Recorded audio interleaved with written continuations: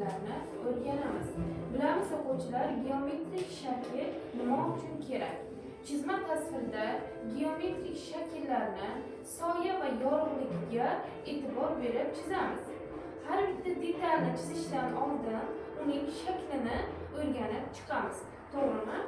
Mening qo'limdagi geometrik shakllar qanaqa shakllarga mansub kim aytadi?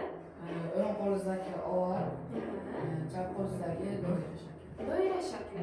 Xo'p o'quvchilar, doira bilan ovalni shakliga ta'rif bersak, ovalda markaz bo'ladimi? Yo'q. Markaz bo'lmaydi, lekin geometrik shaklda markaz baribir chiziladi va ularning elementlariga, ya'ni o'lchangan holatda bo'ladi. Mana doskamizni tushuntirib beradi.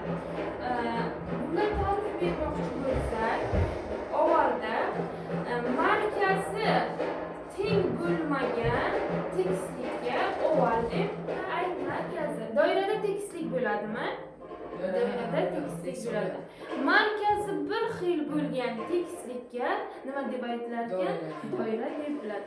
Demak, bu qanaqa shakllarga misol bo'lar ekan? Fazoviy shakl. Fazoviy shakllarga misol bo'ladi.